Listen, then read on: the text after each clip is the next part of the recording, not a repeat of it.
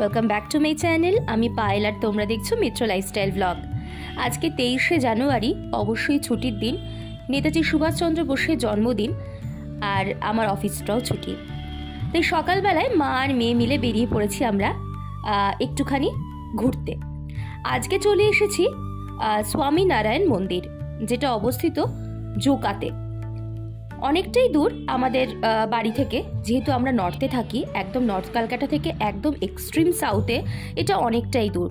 যাই হোক, খুবই সুন্দর একটা জায়গা, অনেক দিন ধরেই আসার খুব ইচ্ছা ছিল। অবশেষে আজকে সময় হলো, তাই আমরা চলে এসেছি। পৌঁছেও গেছি আমরা বিকালবেলার দিকে এসেছি। এখন বাজে ঘড়িতে প্রায় এই 3:30 মতন।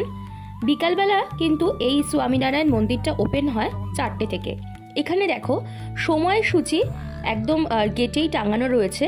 তোমরা কিন্তু একটুখানি ভিডিওটা পজ করে একটা স্ক্রিনশট নিয়ে রাখতে পারো। আগামীতে তোমরা যারা আসতে চাইছো তাদের জন্য কিন্তু সুবিধা হবে। সকাল 7:30 থেকে বেলা 12টা অবধি এই মন্দিরটা ওপেন থাকে। আবার বিকাল 4টে থেকে 8টা অবধি এই মন্দিরটা খোলা থাকে। এবং সারা দিনে কোন কোন সময় আরতি হয় এবং কি কি অ্যাক্টিভিটি হয়ে থাকে সেটাও কিন্তু এই বোর্ডে লেখা রয়েছে। তোমরা একটা স্ক্রিনশট নিয়ে নাও। গাড়ি পার্কিং করে আমরা ঢুকে পড়লাম একদম এই প্রাঙ্গণের মধ্যে। কি সুন্দর গাছ গাছালিতে চারিদিকটা একদম সবুজে ভরা, খুবই সুন্দর আর্কিটেকচার। এটা একটা জৈন টেম্পল এবং মেনটেনেন্স অসাধারণ। আমার মনে হয় এর আগে তোমরা অনেকেই হয়তো এসেছো এখানে, আমার এটা প্রথমবার। তাই আমার কাছে কিন্তু বিষয়টা ভীষণই আকর্ষণীয় এবং খুব আনন্দবহুল একটা দিন। খুব সুন্দর ঝাউ গাছে মোড়া এই একটা মাঠ প্রাঙ্গণ আছে। আমরা দেখলাম সেদিনকার যেহেতু ছুটির দিন ছিল, বেশ অনেকেই কিন্তু এই মন্দিরটা ভিজিট করতে গেছে এবং ভীষণই ভিড় ছিল, বেশ ভালোই। সবাই কিন্তু এই মাঠটার মধ্যে ঢুকে বেশ ফটো তুলছে, বাচ্চারা খেলা করছে। খুবই সুন্দর একটা পরিবেশ।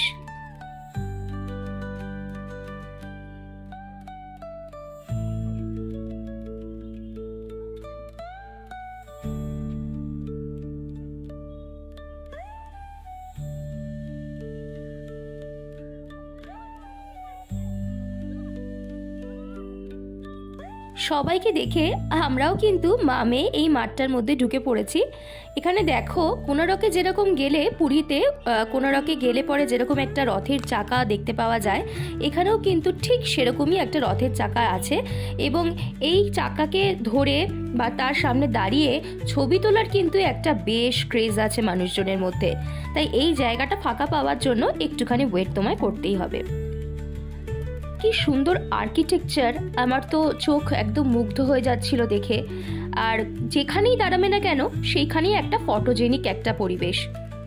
তবে আমি যা দেখলাম, এই স্বামীনারায়ণ মন্দিরে কিন্তু এই জৈন টেম্পলটাতে কিন্তু ফটোগ্রাফি বা ভিডিওগ্রাফি করাতে কিন্তু বেশ কড়াকড়ি নিষেধাজ্ঞা রয়েছে। কিছু কিছু জায়গাতে বেশ রেস্ট্রিকশন রয়েছে, আর সেটা যদি লঙ্ঘন হয় কারোর দ্বারা, ওনারা কিন্তু বেশ জোরেই বকাটা দিচ্ছেন।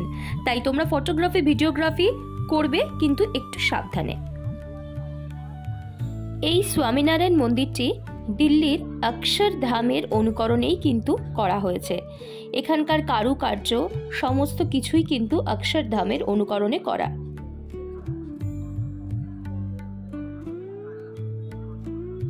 আমার মতন তোমরা যারা ভিডিওগ্রাফি বা ফটোগ্রাফি করতে খুব ভালোবাসো বা শখ আছে তোমাদের, তাদের জন্য কিন্তু এই প্লেসটা একদম আইডিয়াল একটা প্লেস।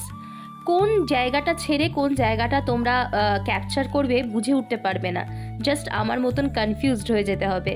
আমি তো ওখানে গিয়ে মানে ভাবছিলাম যে এত বড় একটা জায়গা কভার করা, এবং প্রত্যেকটা কর্নার তুমি যদি কভার করতে চাও তাহলে কিন্তু তোমাকে বেশ খানিকটা হাতে সময় নিয়েই কিন্তু এখানে যেতে হবে।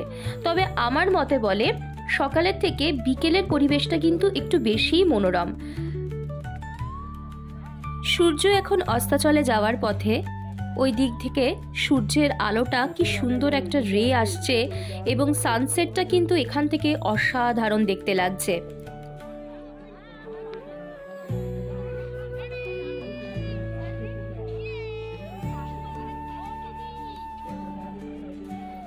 মূল মন্দিরে কোনো রকম ভিডিওগ্রাফি বা ফটোগ্রাফি করা অ্যালাউড নয়, তাই আমি কোনো রকম কোনো কিছু ক্যাপচার করতে পারিনি। এখন আমরা বেরিয়ে যাচ্ছি। এই বেরোনোর পথে দেখছি ওখানকার লোকাল যারা চাষি মানুষরা আছেন তারা কিন্তু তাদের ক্ষেতের কিন্তু শাক টাক নিয়ে বিক্রি করছেন। বেশ দেখে এই ব্যাপারটা ইন্টারেস্টিং লাগলো। এখানে কিন্তু তার পাশেই রয়েছে সাহিত্য ঔষধ ভাণ্ডার বলে একটা জায়গা, যেখানে অনেক কিছুই বিক্রি হচ্ছে। বিভিন্ন রকমের ধূপ, স্বামীনারায়ণজির বিভিন্ন রকমের ফটোজ, তারপরে বই, এই সমস্ত কিছু বিক্রি হচ্ছে। আর তারপরে আয়ুর্বেদিক বিভিন্ন রকম ঔষধ, তারপরে ঘর সাজানোর বিভিন্ন সামগ্রী, এই সমস্ত জিনিসগুলো এখানে বিক্রি হচ্ছে। এটাও একটুখানি ঘুরে ঘুরে দেখলাম, আর ঠাকুরের জন্য একটুখানি ধূপকাঠিও নিয়ে এলাম। ওপরে মূল মন্দিরে স্বামীনারায়ণের যে জায়গাটা, মানে মন্দিরটার অনুকরণে এরকম ছোট ছোট ছোট ছোট রেপ্লিকা সিংহাসন এখানে বিক্রি হচ্ছে। খুবই সুন্দর লাগছে বিষয়টা, খুব স্নিগ্ধ এবং খুব শান্তিপ্রিয় সমস্ত কিছুটাই, এবং খুব ওয়েল মেনটেন্ড। এখানেও দেখো ফুড প্রোডাক্টস, বিভিন্ন রকমের ঘি, তারপরে হচ্ছে মধু, বিভিন্ন রকমের শরবতের জিনিসপত্র, ইচ অ্যান্ড এভরিথিং, সমস্ত কিছু, পারফিউম, পূজার সামগ্রী, গিফট পারপাসের জিনিসপত্র, সমস্ত কিছুই কিন্তু এই একটা শপ মতন করা রয়েছে যেখানে এগুলো বিক্রি হচ্ছে।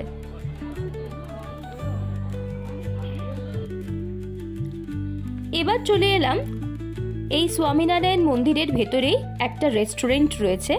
এখানে তোমরা কিন্তু এই যে মেনু চার্টটা আছে সেটা তোমরা একটুখানি স্ক্রিনশট নিয়ে নিতে পারো। এখানে খুব রিজনেবল প্রাইসেই কিন্তু সমস্ত কিছু পাওয়া যাচ্ছে, খাবারের জিনিসপত্র, অবশ্যই সবটাই ভেজ। আমরাও এখান থেকে একটুখানি চা আর স্ন্যাক্স বসে খেলাম। সুন্দর বসার জায়গা এবং শীততাপ নিয়ন্ত্রণ একটা এরিয়া।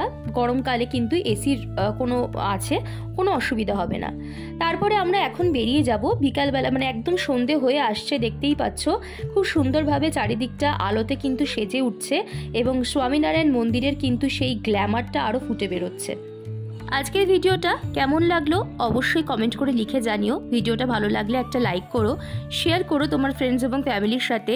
আর এই চ্যানেলে যদি নতুন হয়ে থাকো তাহলে অবশ্যই এই মিত্র লাইফস্টাইল ব্লগ চ্যানেলটিকে সাবস্ক্রাইব করে পাশে থেকো।